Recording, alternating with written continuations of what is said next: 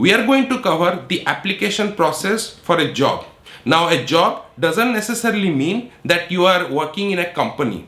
Here in the Netherlands, PhD and PD engineering are also considered as sort of a job. Like working Especially from home? in the software industry, IT industry, you can easily work from home. Not every day though, but this facility is there. Yeah. So here is the PhD, here is the job. Where does PD engineering come in? So what are the best websites that are there that people can go and look for PhD positions? I landed my first job as a Python developer through Stack Overflow.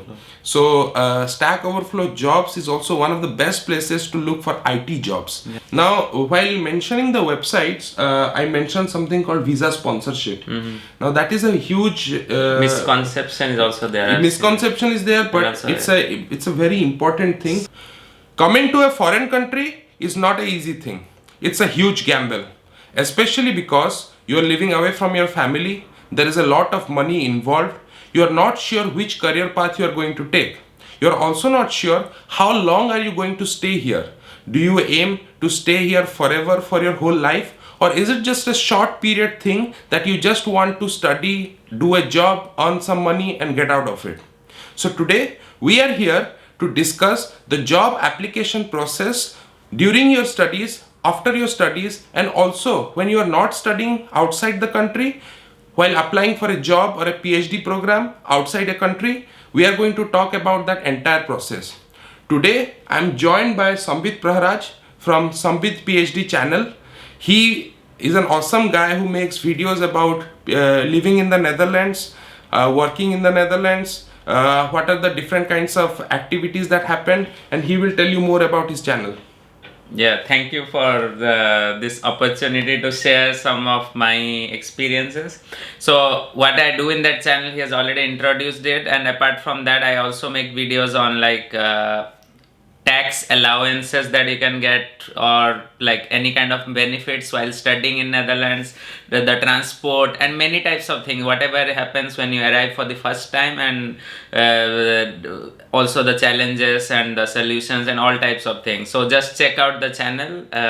Basically a guide to living better here in the Netherlands, how you can save some money, how you can learn Dutch, how can you go for grocery shopping in the supermarket, what kind of tax things you need to take care of while you are here in the Netherlands. So pretty much everything related to living in the Netherlands, Sambit covers in his YouTube channel. So make sure to check out his channel, subscribe him, and here you can find our social media handles.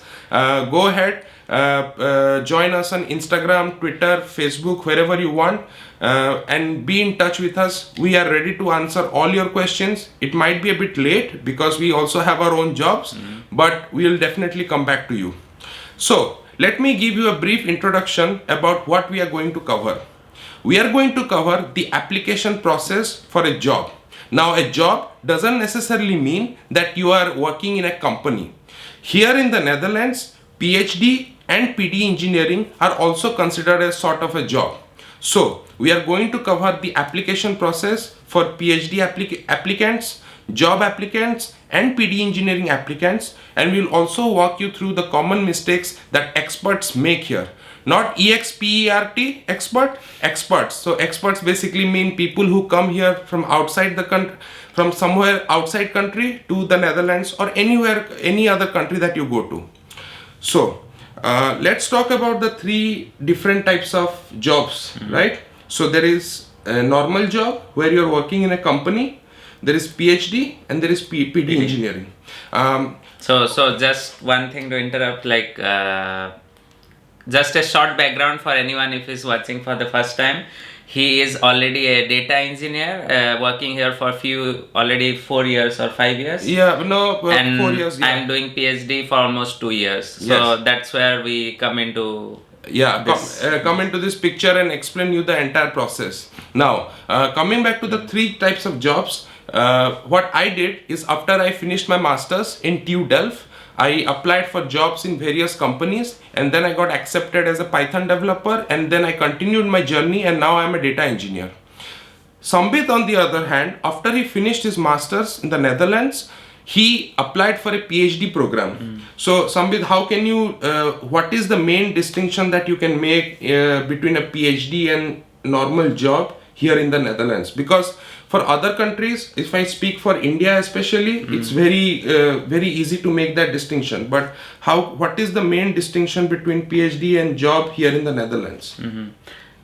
So the first thing that comes to my mind is the salary. Yeah. Like there are many videos on that. I won't go into detail, but I'll just say, like, on a net level, like the net salary, if you compare for a normal job, entry level job without any experience, and the PhD, then there will be like 200 to 300 euro difference in the monthly net salary that you get. But in a way, that is something really different, because you are getting a degree and you are part of a different process when you are doing a PhD. So I don't know if you can compare it on terms of salary. And apart from that, I think the PhD mostly here, as it is a job, so you also have like I mean, it is very flexible. So it's like some places you can almost like work from, I think it is also there in the jobs, but like working especially from home. in the software industry, IT industry, you can easily work from home. Not every day though, but this facility is there. But if I may add to one of your points, a basic difference, like what I thought during application of a job and PhD, is that PhD is way more related to research in the education field. So researching on new upcoming things, a new project, or something that is related very much to an education or an education track. Jobs, on the other hand, they may or may not be related to an education field. You know, it's mostly about application of the knowledge that you already have to build a product, or to build a service, or to provide some kind of features to a customer to make money. I mean, that is completely true, because even in PhD, you also sometimes, I mean, most of the times you work with the industry, because sometimes what happens is like you have this huge industrial projects which generates some million euros in funding, and that generates maybe like 10 or 20 PhD positions. So you have that research element where you get supervision and you do research in your university labs or in that company. And so mostly it's like you are working in the R&D section of the company, and then you help them to shape in a different direction to develop something, as you said. Like, so in that way, it is there's like a subtle difference. So it's not exactly like job. It has some element of what you do in a job, like some application, but there are also other components like this research and innovation and other kind of things. Exactly. So here is the PhD, here is the job. Where does PD engineering come in? Because that is also something that is really famous here in the Netherlands, and students actually opt for that sort of job culture as well. So as per my opinion, I would say it is difficult to categorize it based on these two, but I would say like it will be in the middle, not much inclined towards PhD or not much inclined towards job. Because in PD engineering also, the name is, by the way, is called postdoctorate in engineering, but in reality it has nothing to do with doctorate. This is just an recognized degree which is mostly recognized in Netherlands and some parts of Belgium. You can check a video here. I have made a short video, 2 videos with someone who applied for PD engineering coming from India directly in TU Delft, and she is doing PD engineering in chemical engineering. So just check that video, you'll know about what happens in the PD engineering, I mean after the application process, but here we'll discuss about the application process. So I would say it's in the middle, because in PD engineering you also, that is 100% you will work with a company which is lasts for like 1 year or maybe 1 year 2 months depending on the amount of coursework you have. So you have some coursework and then you have this experience where you maybe build a short project, or maybe you are one of the partners of that project, like there will be 20 people and you will be doing a short part of that project. Like you can say, like in a job, suppose you do something for 5 years and here you do something in 1 year, which is like some part of that. So you can think of PD engineering as somewhat between an internship and a full-time job. So basically you are doing some courses, but you are also in touch with the industry and you are helping that industry to utilize your knowledge to help them move forward. So also salary wise, I think the salary structure is also between internship salary and a full-time job salary. Now, so let's go into the application process. So first thing, I think Sambit, maybe you can tell them about before we start with an application, we need to find a position, right? Like we need to look for proper PhD positions in our domain, or maybe not even our domain, whichever domain we want. So what are the best websites that are there that people can go and look for PhD positions? So 2 best websites you should keep track. For Netherlands, it is absolutely the god level website, you can say, because that is the only website where you find all these research engineer, PhD and all kind of positions.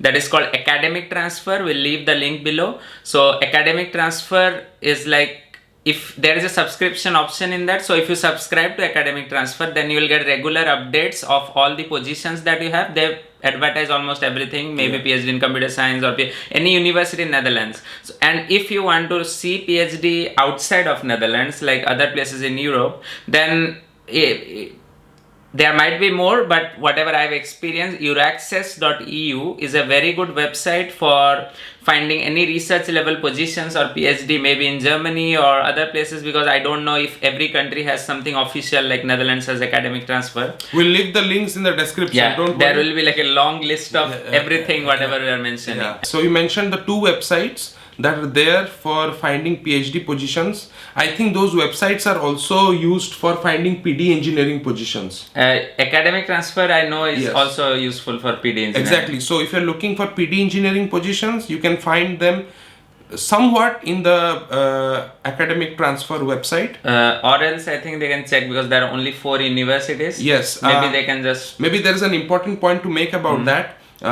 If you're looking for a PD engineering position, make sure that you have your clarity in your mind that PD engineering as a degree is not accepted around the world, right? Even in Europe, it's not in every country. Like, yes, so it's accepted in the Netherlands, maybe in Belgium, you said? Yeah, I mean, that's what I've heard from the people who are doing PD engineering. So maybe it will get expanded, but have that scope that it has this narrow scope. So keep that in mind. Like, don't think that I can go anywhere in Europe with PD engineering and then you might be like... Yeah, so have this clarity. Make sure that you understand the pros and cons of going with PD engineering and then make an application. If you're looking for PD engineering position in the Netherlands, there are only few universities in the Netherlands like TU Delft, Eindhoven, Twente, and some others. I will leave all the links in the description below. You can directly go to their website and look for PD engineering positions. But like we said, be sure that you really want to pursue this and you can do something with it in your near future. Now we discussed about PhD, PD engineering. Now let's talk about jobs. So basically when you're applying to a company. Now when you're applying to a company, you can apply to a company in 2 different ways. Well, there are multiple different ways. I mean, lawyers can make anything out of anything, but basically there are 2 different ways. One is a full-time job and another is a traineeship. I'm not talking about part-time jobs here right now, but I think the application process for part-time jobs is same as full-time jobs or traineeship. So, but I will be talking more about full-time jobs and traineeship. So what is the difference? Traineeship basically is a company hires you and it trains you in a particular area or domain, and after a year or a certain period of time you have to go through a test and they see if you are eligible enough to continue as a full-time employee in that particular domain. So it's not that you have you are a full-time working employee for the company, but you are more of a trainee. So you learn new things, you apply it in your field, and after a certain period in time, the company tells you whether they are going to keep you, they are going to give you a full-time employee position or not.